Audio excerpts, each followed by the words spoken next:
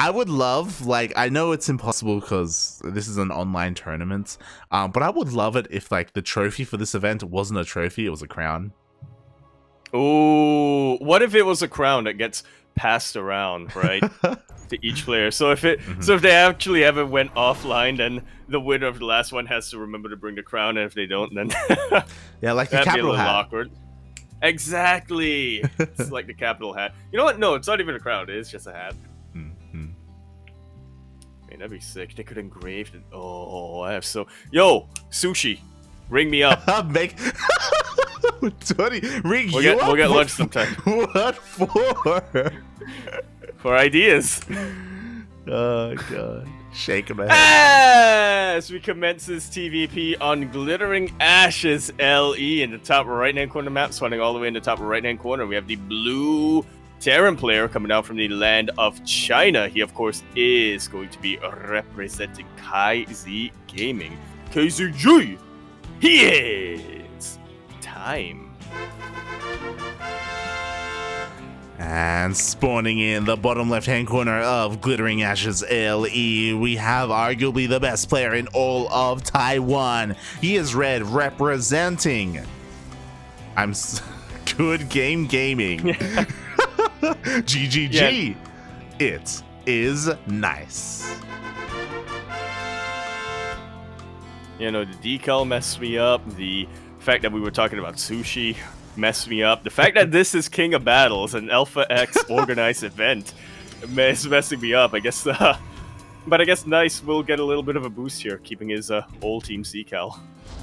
Yeah, it's I think I found out recently that this is a bug. It is. Yeah, it is. Yeah. Like Neo, during I think it was during Battle of the Americas, he was using the or it appeared the Exxon logo. Yep. Instead of the Duckling, and for Cham it showed Psystorm instead of Team GP. Yep. Like, yeah, that messed me up when I casted both 2 weeks ago or last week, something like that. Like, why? I don't like what kind of bug? I didn't get it, mate. I didn't get it. Look, so basically because it keeps the decal from the old one, right? So basically, in the case of, say, Nice here, he needs to leave the in-game clan for GGG, join another in-game clan, leave that one, and then join GGG again. Yeah, but the previous one that he has to join another clan, GGG, that also has the GGG clean like. Oh, he clan does, tag. doesn't he? I thought I could loophole my way around this. Oh god, but yeah, it's been quite some time since he's been on Alpha X. Currently he is on that Korean team, and we'll see how things go. It's very interesting here. Nice does not go for a Twilight Council opening. Yeah, opting instead for a Stargate. I almost said Robo Star. Robo Star, oh my god, that sounds terrifying. Imagine that, a weird amalgamation. Get both oracles and observers. For double detection. It's brutal, mate. It's brutal. But yeah, he is going for Phoenixes, and oh my god, it's coming back to me. I feel like we've casted Nice do this in the past in an ESL Open Cup. Yeah, a couple of times. I do recall that Nice was one of those players who actually wouldn't go Phoenix first. He would go for an Oracle and then start getting his Phoenixes in PvT. But this time, Nice doesn't even bother with that. Decides, you know what? This is time we're talking about. I probably won't be able to get away with making an Oracle first to get any harass across the map. Yeah, and honestly, I really like this decision from Nice because obviously, like, it takes a while for Phoenixes to really start getting into the swing of things and paying for themselves. But because we have such a large map, like, it can really work here as a way for Nice to gain that map control and slowly chip away at Nice. Meanwhile, Nice is going for a bit of a wind mine drop. 4 wind mines in total. There is no armory behind this. Yeah, I tell you what, another advantage of getting the Phoenixes out this early on. Can deal with the Widowmine drop and the Hellions demonstrably. Yeah, as long as the Phoenixes are in position, we do see the Phoenixes are being spread out here to protect both of the mineral lines. And it looks like, oh no, oh god! 2 Widowmine shots for 1 Phoenix there, but at least he does keep the mines alive. That said, Nice now knows that this is out there. Ugh. There's still one more. There's still one more. Bobby, please. Nice split on the Phoenixes. And again, because there's no armory, you can just deal with this. Completely shuts down the mine drop. Meanwhile, the Adepts are across the map. Don't manage to get into a mineral line, but they do manage to disrupt the defenses a little bit. Yeah, exactly. He got 2 Marines, I believe, so he dealt some damage. It was a pretty big commitment, though. 4 Adepts, not the best trade there. I guess they go tit for tat when it comes to the 4 Widow Mines for 4 Adepts. But Nice does have map control. He's going to try and dip in, but the Cyclones are ready and waiting.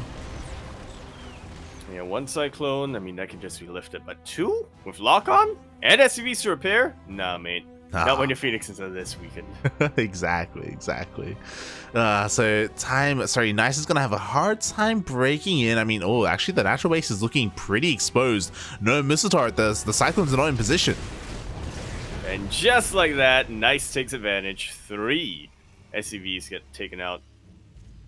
Jesus, that they do. Now Nice, he can circle around, go back towards the main base. Phoenix production does continue. Not just that, but Nice is going straight into that robotics base. So again, he's being a little bit greedy, cutting a lot of corners. There's no like blink or charge lots. There are no mass gateways. But he's doing a really good job at just keeping time contained.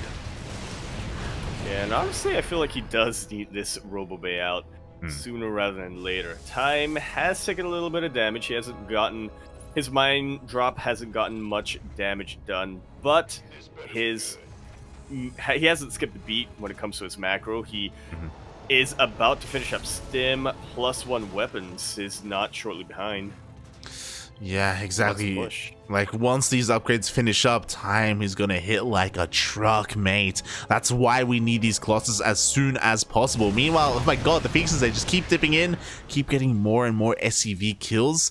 And again, keeping an eye on the army. No, these two Cyclones, they're all alone. One of them will be taken. Phoenix are in trouble? No, unfortunately not. Exactly. Phoenix Colossus. That's a composition I haven't seen in a while.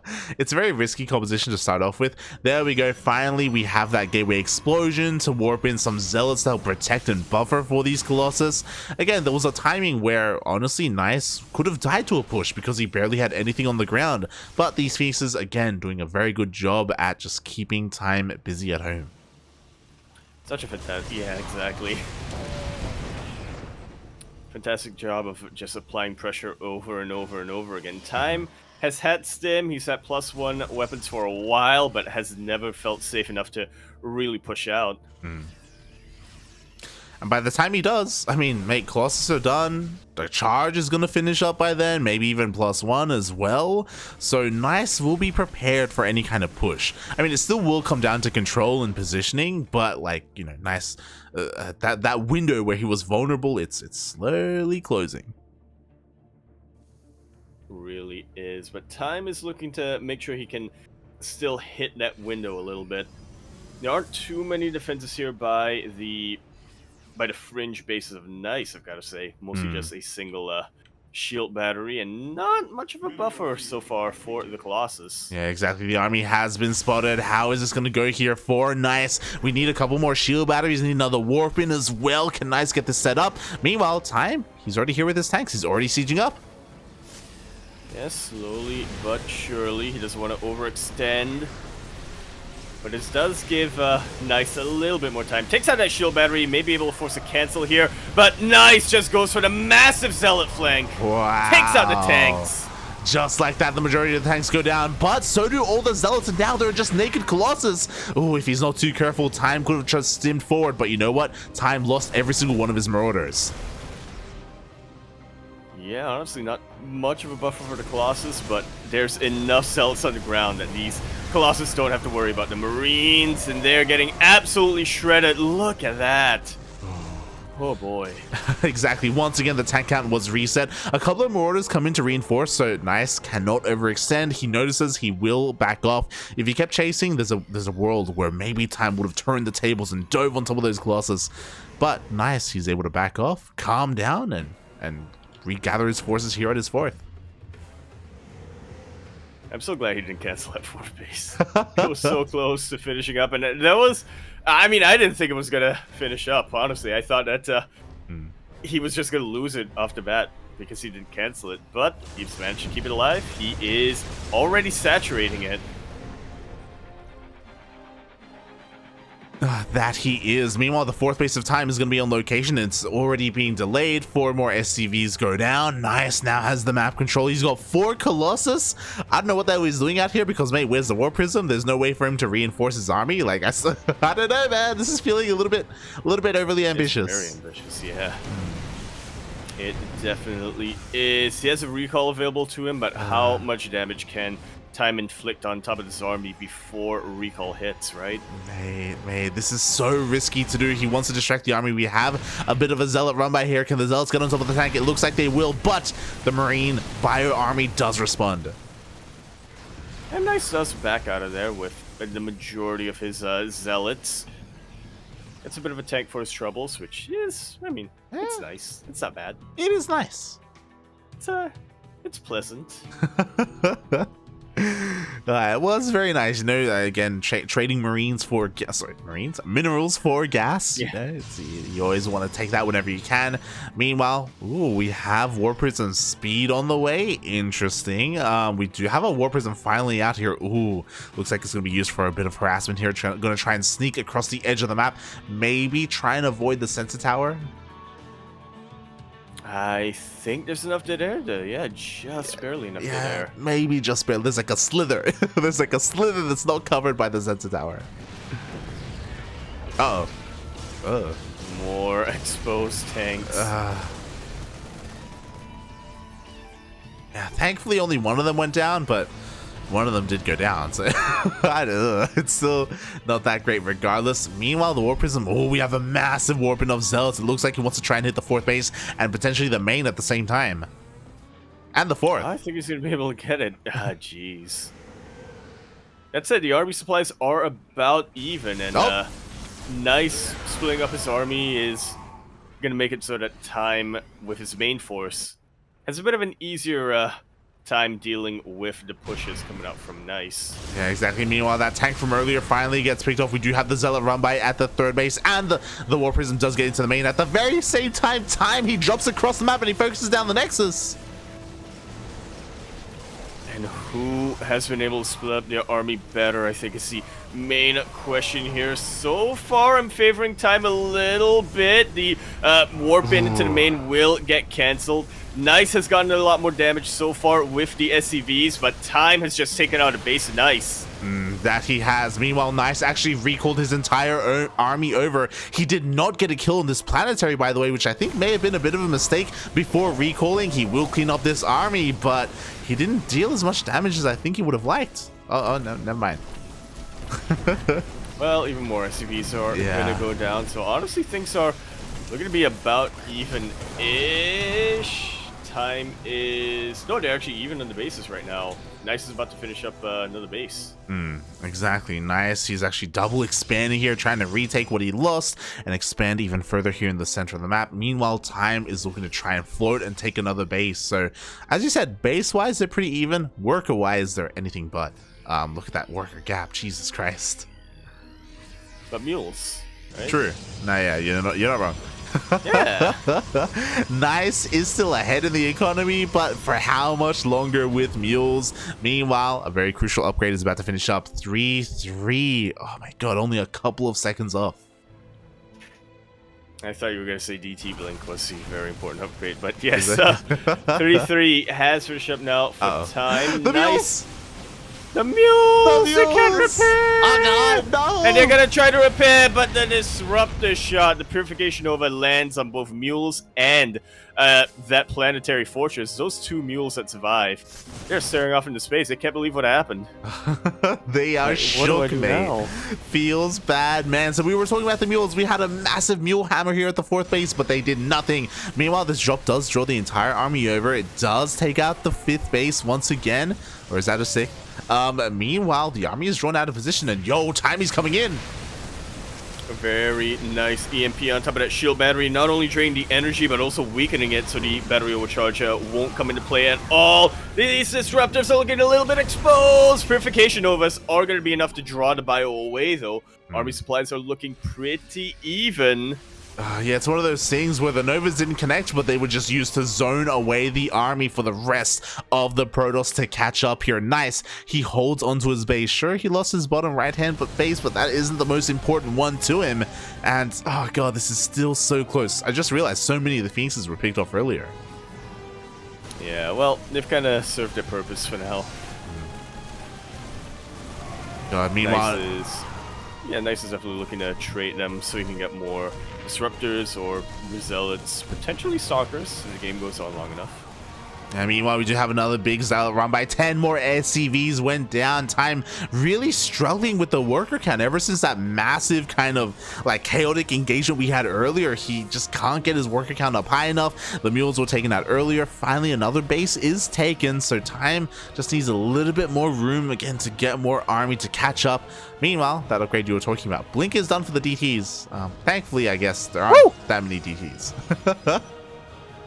Oh, thankfully for Time, right? Yeah. Fortunately for the viewers. Yeah. Unfortunately, Nice doesn't have a lot of supply to use, and there's only one DT on the map.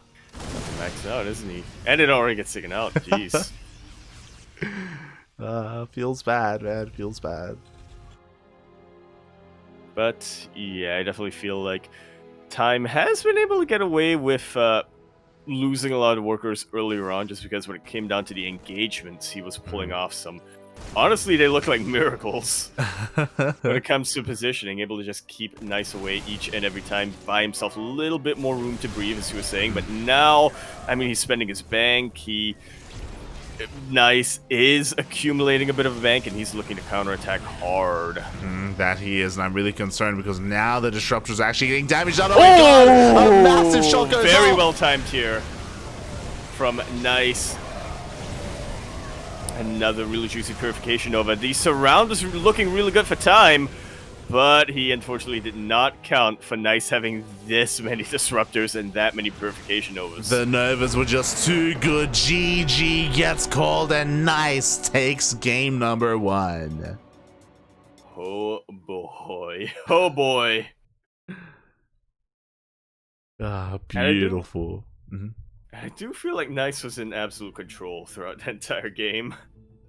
Like, Time was pulling maneuvers, right? He was drawing the attention away from Nice, but every time Nice was able to recalibrate, so to speak, reset his thoughts, he was like, oh yeah, no, this really isn't something I should be worried about. I know exactly how to deflect this. Yeah, I mean, Nice was being very greedy, and he got away with so much, as we saw, just relying on Phoenixes, taking up straight into those Colossus and then Disruptors, and we saw once he got going and once he was able to cripple the economy of Time was never able to recover. Never. He was trying desperately to, but he couldn't quite get there. I was getting a little bit concerned that maybe Nice was committed a little bit too hard to ground toss. I was like waiting for the late game transition to sky toss, but he didn't even need it. I was personally glad we didn't see it. And honestly, and I mean, yeah, you are right that sky toss is generally just a lot more powerful when it comes to the late game of PvT. But honestly, on a map like Glittering Ashes, I kind of feel like it's. And I'm talking about if you're going like, the classic style of Sky Toss with carriers and Void Rays and, potentially Tempest if you have to deal with Terran Siege units. I feel like it just doesn't have the mobility to really be effective in Glittering Ashes. But I could be wrong. I'll wait for a Protoss player to prove me wrong there. I mean, I'm pretty sure it would work fine on Glittering Ashes, but he didn't need it because, again, to help deal with Colossus and help deal with Disruptors, what do you need? You need more Ghosts, and more importantly, you need Liberators. Yeah, and Time, because of his crippled economy, he couldn't transition into more starports and into that kind of production, right? Man, he almost did with that Mule Hammer. He almost did. Oh, God. But Nice had some opinions on that. Got some very strong thoughts made, and those thoughts became reality. Meanwhile, here we go. We are diving into game numero dos. This time, on a much more familiar map, we are continuing our series on 2000 Atmospheres, LE. I think I had a song, but now I don't remember it.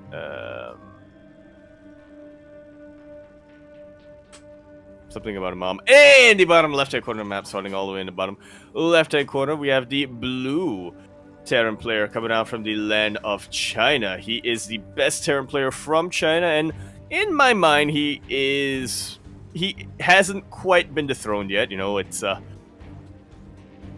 he is still a contender for the best player in China, representing KaiZ Gaming KZG. He is Time. Sleeping on.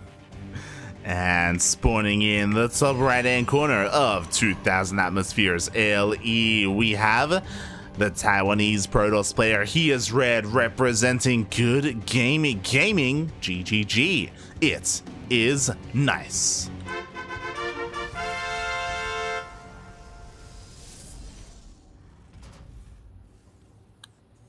And a bit of an annoying NGB block.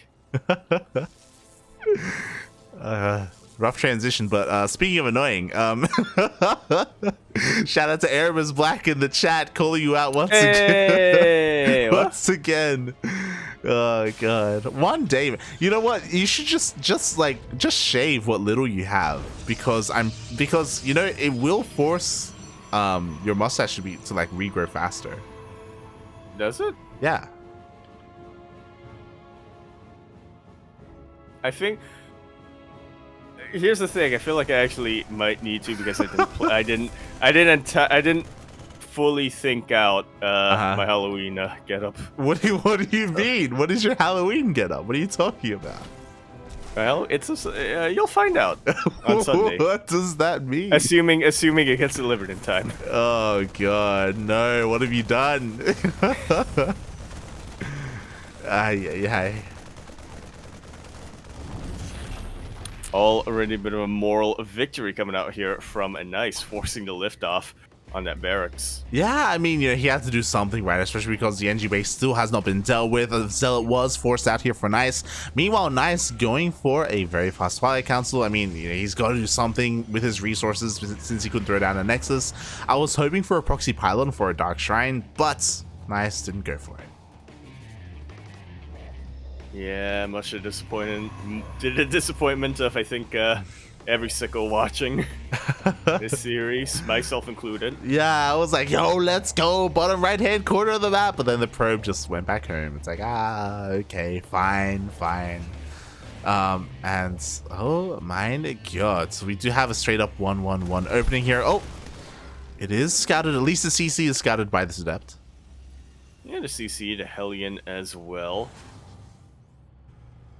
That shouldn't be enough of a tell, really. We do see Terran players every now and then just going for 1 or 2 Hellions early on in TVP as a form of scouting. Time is committed. He's getting even more Hellions, and that medevac he wants to drop. Yeah, boy, he wants to drop in the main base, and we've seen time and time again deal damage with his Hellions, not just in this matchup, but against Gogo Joey as well. So I'm a little bit concerned here for Nice. At least Nice is able to dive in with the Haluk, and he does scout the opener. Oh, okay. Should be able to position his stalkers accordingly, but he only has one now. He only has one gateway too. He does, because of the tech. The other gateways are trying to finish up. Meanwhile, here we go. Nice, you gotta split up what little you can. The drop has been spotted. He's trying to get in position, but again, he barely has anything to fight. Thankfully, he does have a wall here. It's gonna be a little bit more difficult for the Hellions to get in. Already a very quick pull coming out here from Nice. Somebody probes are starting to line up. No time. Can't quite get that juicy connection, but he can get probe damage nonetheless. 10, 11 of them have gone down. Jesus Christ. Boy. And the medevac survives. 2 Hellions manage to get out safely, which means they can dive back in. That's exactly what Time does immediately. Meanwhile, Nice does finally have vision of the Hellions, but they're gonna get more probes. Yeah, 2 Hellions. It's just enough to start two-shotting these probes, especially the ones that were weakened from earlier on. Signature 16 workers get taken out here. And look at that difference right now. This isn't like a TVZ where at least the Zerg player can morph a bunch of larvae into drones. It's not ideal, but at least they can do that. Time had basically won that game off the back of Hellions. GG. Getting our ace match. That he did. The harassment there was just too much. Unfortunately, Nice, he had spent his resources taking up, which means he just didn't have the numbers. He just didn't have enough units on the ground to stop those Hellions from wreaking havoc in the main base and getting all those worker kills. I agree with all of that. Yes, I gotta be honest. I also get chat at an opportune time. Shaking my head. But mate. yeah, that was honestly not. Honestly, I didn't expect that opening to deal that much damage, just because it is a TVP, right? Sure, Nice only had one gateway, but he did a pretty good job with the Sim City. He did wall off the more vulnerable opening to his mineral line. He finds a way. He finds a way to just slip in and get damage after damage. I mean, he wasn't able to get that, he was never able to get that massive, connection onto one line of probes. But each time he attacked with the Hellions, he got, 2 or 3 probes, and that absolutely stacked up. Exactly. Oof. It was a rough way to go as a Protoss player, but it is not over. We are going into that ace match. We're diving into game number 3, and we are also joined by one of our boys, Mage. We are. That means he can translate for us, as of course Mage is the Mandarin caster. He is. Much love. I'm catching up with chat now. I do support this from Erebus. We should get a fundraiser so I can, get some whatchamacallit. Hair? Yeah. Are you admitting that you don't have any? Well, I'm admitting that that's my number one fear is early balding. Oh god. It's my number one fear, guys, and it's actually more likely, and it actually may happen, very likely, potentially. But that's neither here nor there. Here we are on Hotwire LE, or as I like to call it, Beckett 2.0, to conclude our best of 3, I think, the quarterfinals, if I'm not mistaken. So the winner of this will go into a qualifying match. If my math checks out, I will double check the bracket later on. Regardless, here in the bottom left-hand corner map, spawning all the way in the bottom left-hand corner, a blue Terran player coming down from the land of China. He is going to be representing KZ Gaming. KZG! We have Salih Paynon himself. Time. And spawning in the top right-hand corner of Hardwire LE, we have the Taiwanese Protoss player. He is blue, representing Good Game Gaming, GGG. Performing well in game 1, falling apart a little bit in game 2. We'll see if he can take the entire series. It is Nice.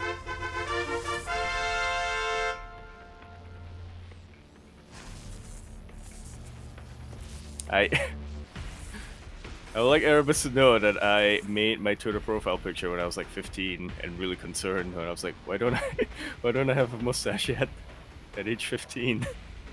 1 year later, you're still thinking the same thing. Feels bad, man. 1 year? Try 6 years later.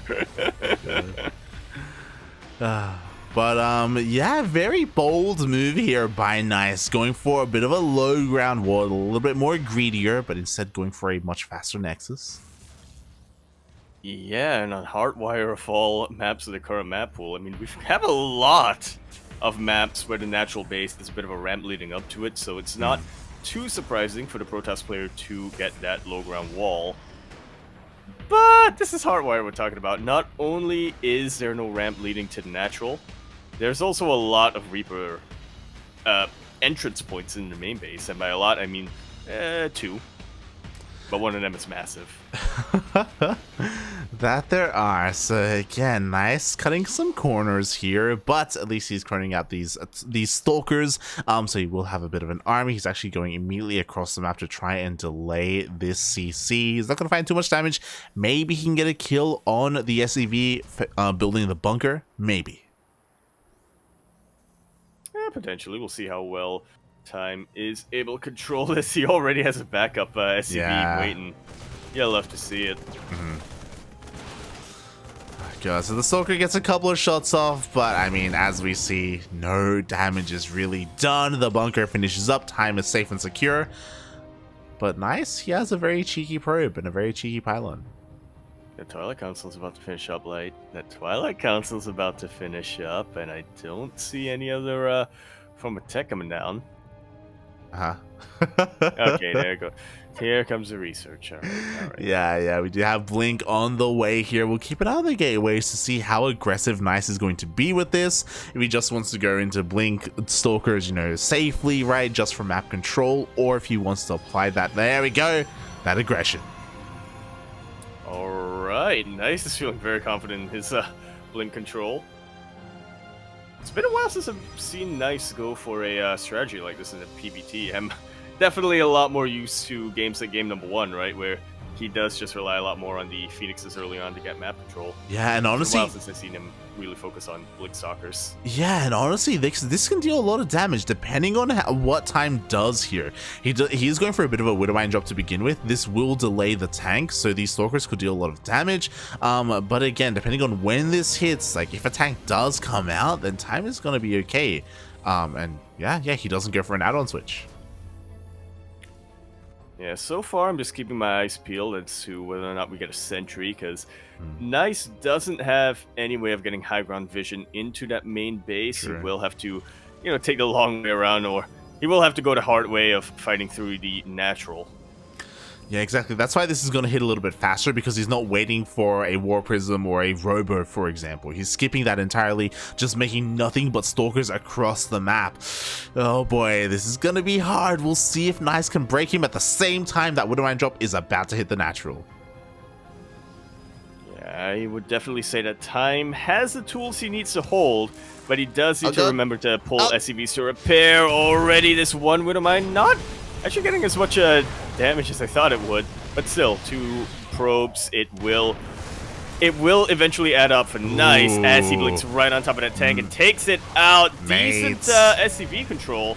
Yeah, pretty decent as well, but we do have the Blink Stalkers coming into play without a single tank. Nice, he can keep the pressure up, and Time knows that he evacuates the natural.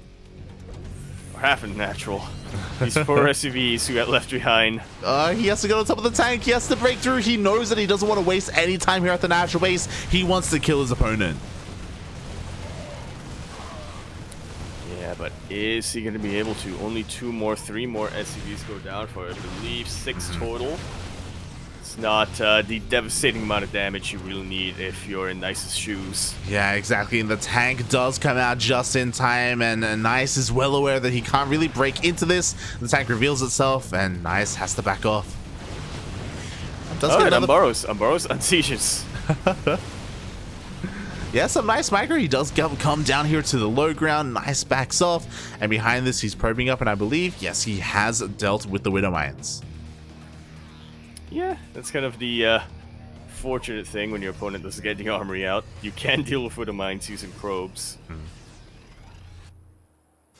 Oh, that you can. And now we're in a weird scenario because we have equal worker counts. Nice. Yo, he can try and dive on top of the tank again, but there's a tank on the high ground.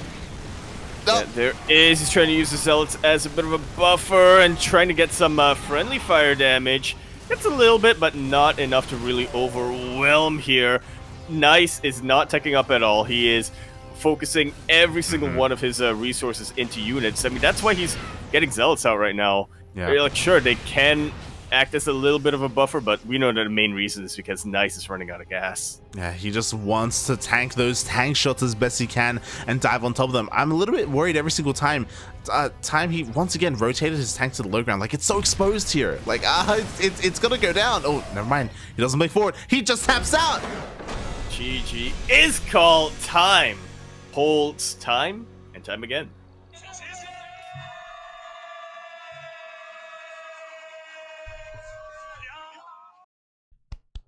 takes that series 2-1, and I believe he'll advance to a qualifying round. No, not quite.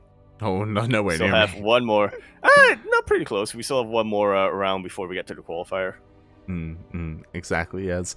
2 players do qualify from the upper brackets and 1 from the lower. So yeah, we have to make it all the way to the grand finals for that for the qualified players, I should say. And yeah, congratulations time.